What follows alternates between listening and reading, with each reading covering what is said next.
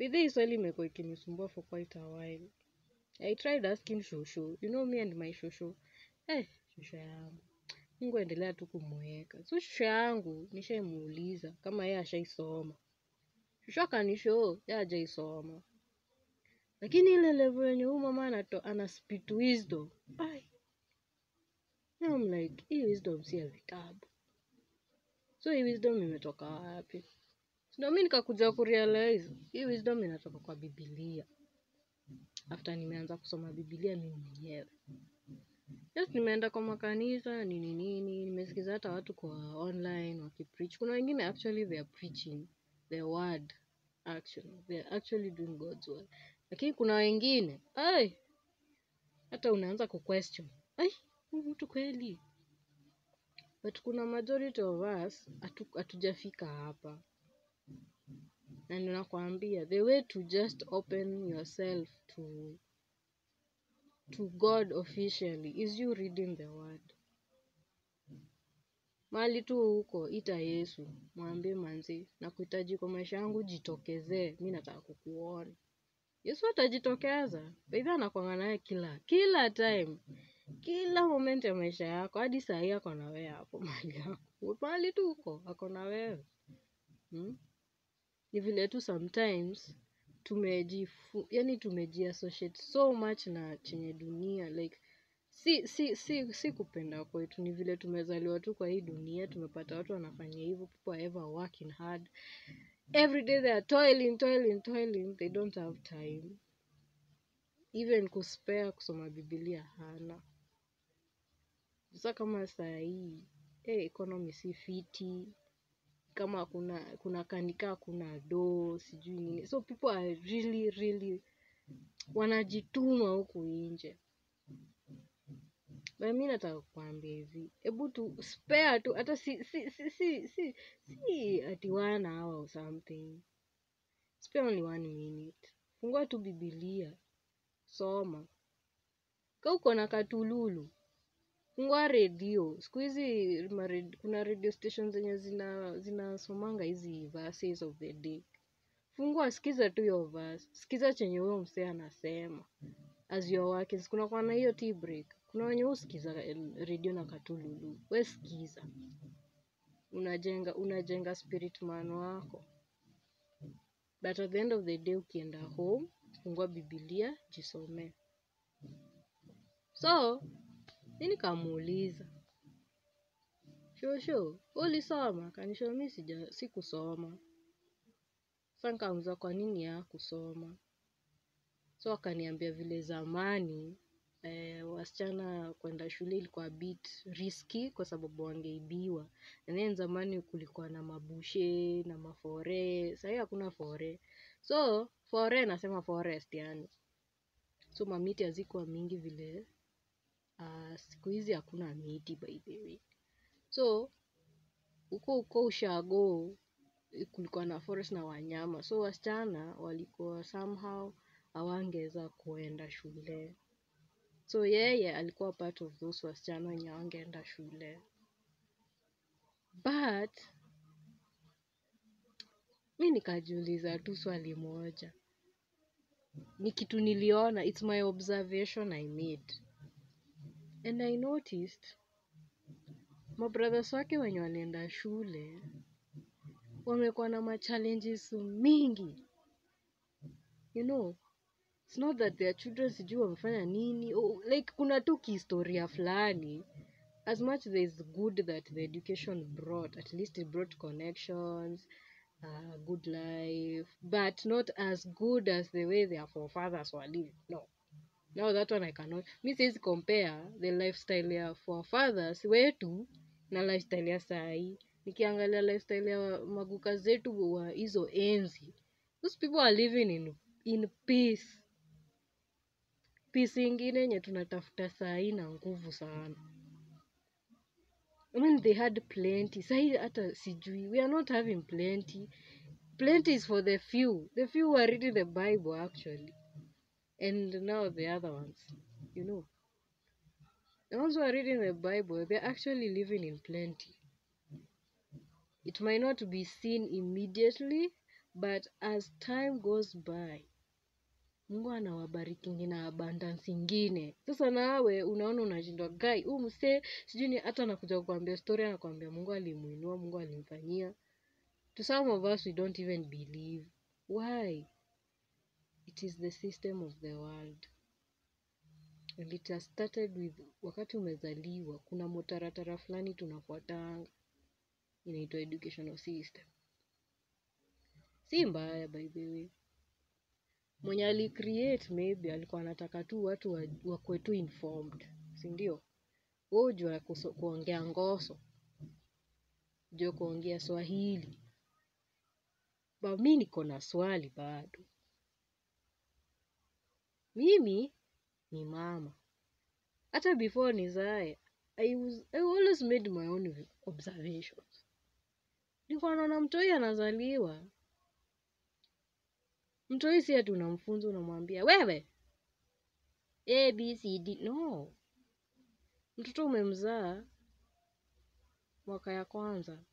Mwaka ya pili anaanza kuongea. Si anaona wewe ukiongea na anaona mamake akiongea. Ama babake. Anaanza kuimitate. Nani anamfunza kuimitate? Nani anamwambia hiyo ndio inaitwa imitation? Anaanza kusema baba, mama. Who is teaching this child? Anafungwa TV. Si TV iko na watu wanaongea. Ana mimic. Lakini sio ulikaa hivi chini ukamfunza. Another thing my mom used to tell me, na ninaonanga na mtoto wangu. Kalipofika 1 year, alikuwa ananiambia huyu mtoto unajua anaelewa chenye unamwambia. Then I asked her tu ile jokingly, kwani unamaanisha huyu mtoto ni mtu mkubwa ndani yake ka container kadogo? Akacheka na akaniambia actually umepata. Okay, mimi nilisema kama jokes, but sikuwa najua actually it is true. Spirit man anakuwa mtu mzima. But mwili ni container yenye it is controlled inside this kaduara called the earth. That comes the thing called years yenye tumefunzwa tuna grow old and we have something called years. Sababu here the world the way the world is imewekwa limitations. There are so many limitations. Hey, Jesus, limitations. You will permit me, my English is bad. So, kuna limitations na hii dunia. That's why kuna vitu zingine like hewa. Ukienda beyond a certain level, as they say, you cannot breathe. That's why tumekuwa kwa haka kaduara. Kamewekwa hiyo hewa na nini. Imepewa kila kitu.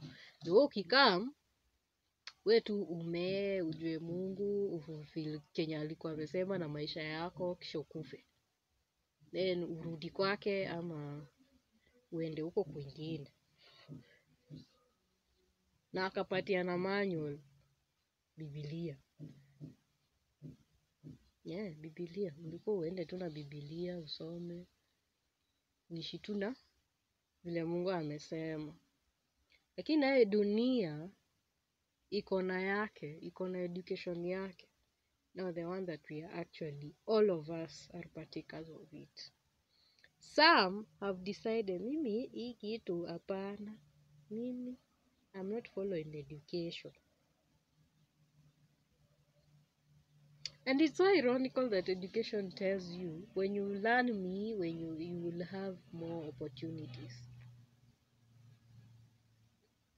Ilhali Biblia inasema, you have everything. Hey, this is so bad. Biblia inasema you have everything. And you know why you have everything? Because you have Jesus. And you have everything. The only thing tu Biblia inakwambia ufanye ni uamini chenye umesema unayo. Lakini na education system inakwambia ukisoma ufanye vile sisi tumesema ufanye, utakuwa na many future opportunities. That's why you find ourselves, we go back to God, we cry, we pray, we do. Education came and brought a lot of confusion Because mi hata uniambie nini, mi nimeona msee hajasoma lakini ile ujuzi huo mtoto ako nayo. Somebody knows how even to build na hakuenda shule ya mtu. Mi sijui kwa sasa niko na surround myself with these people ama. And I'm like, kwani where are they getting this? Kwani mimi sina? Naenda nikijiuliza, kwani si mpya mi nimesoma hadi nikajionyeshana vile mi ni mwerevu. Alafu ni mwerevu. Education ikakuja ikaleta kitu inaitwa comparison. Kitu yenye tunashinda tukiishi nayo hadi wa leo. And then kinaya, mtu mwenye ulikuwa unajikompare na yeye, maybe hata hii education alikuwa anakuja for the sake of. Kuna wale tulikuwa tumedecide it's for the sake of, mami amenipush. Daddy amenipush, wacha tu niende nisome. Bado tu mtu hatusomi. Lakini wakitoka huku nje, zile skills wako nazo, zile vitu wamekuwa wakifanya chini ya maji na hamjuangi, zimewapea do. Na unawafanyia kazi.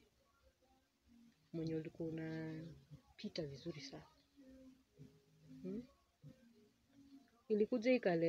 Ikakuja ikaleta a certain, education pia ilikuja ikaleta class. Ati sijui kuna wale wa class sijui gani, because you have I don't know how many degrees. Karatasi. Ilikuja ikaleta classes. But you see people yani watu wana work tirelessly to make sure wako kwa hizo classes. That's why you see yourself unakuja kupata pia pressure because ya classes zenye ziletwa tu na hiki tunaitwa education. I don't know the person who came with education nia yake ilikuwa gani, mi sijui.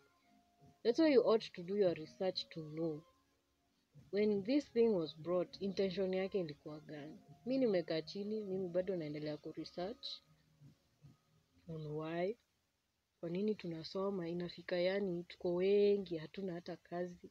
Tunafika mahali tunaanza kuwa na mafikira mingi, kwa nini hatufunguki akili tuone biashara, tunaanza kufikiria mambo ya suicides, sijui nini, unaingia kwa relationship ina fail, yani hadi unashangaa kwani ni nini? And the next thing, most of us tunafall kufanya vitu zenye we don't want to, but we end up doing because anyway there's a certain standard yenye ishaekwa na dunia we are trying to live. Na ndio nakwambia manze, kitu inaweza kwa hii shit yote ni Biblia. Wewe soma. Hata kama unafanya hizo stuff, anza kufungua tu Biblia ujisome. Manze utachanuka na utaona so many potentials out there. We mwenyewe tu, Mungu wako atajua vile atakupeleka, atakutoa. Yani we anza tu hii conversation na Mungu wako. Yeye mwenyewe atakutoa. Yeye mwenyewe atakuonyesha, manze sasa fanya hii. Hautahitaji hata mtu kukuambia. So we soma Biblia yako. Utakuchanua sana. Mimi nimesoma, that's unaona nimefika point yenye naweza kuambia I have a problem with the education system. Whoever came with this education system, I don't know his intention was what. But it kinda gives me the one religion thingy which is in the book of, I think, Revelation. The one religion something. I think hata mmewatch hizo videos. So it's giving me that vibe, but I'm still reading my Bible to confirm whether that which I am thinking or that which I'm questioning is actually what is behind everything. Yeah. So you read your Bible. Read your Bible. Just read your Bible. From your Bible hata utapata tips mingi ya kutengeneza pesa. Na by then nitawashow kwa nini farming. Kwa nini ukifanya farming manzi unaomokanga? Iko kwa Biblia baby. Enda usome. Kwa nini Mungu aliambia Adam atoil the land? What is this thing about the land that we don't know?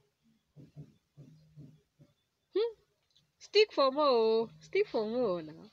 It's just brainstorm. Ingine nitakuwa nasoma kwingine. Na by the way, mwende msubscribe kwa channel yangu. Inaitwa We Pray, ninasomanga mambo ya Biblia. There I do Bible study. Yes. I think even this video I'll put it there. So subscribe. Yes. Those people have not spoken. Hey, speaking English. English me and English there. As much as you're going to learn English, preserve your native language. It's important. That's why you see kuna kitu inaitwa translator. You can make money with translating things. So don't underestimate your native language. Don't. It can bring wealth. I've said it all. Because me, my own, I don't know my own native language. I'm teaching myself using ChatGPT. Najifunza na ChatGPT. Juu sikufunzwa for 10 freaking years. Nilisoma.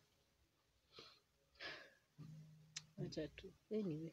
Tutaonana na msubscribe. Subscription tu ndio ninataka. Mimi sitaki kitu kingine. Subscribe na ushare. Mimi niko sawa. Ukinifanyia tu hivyo. Alafu nifuate kwa TikTok. Hiyo tu. Mimi nitakuwa nakuja kuwapigia moshene mzuri. Hii moshene yangu ni ya kujengana na kuulizana maswali na kuprovoke two thoughts fulani. Anyway, see you when you see me.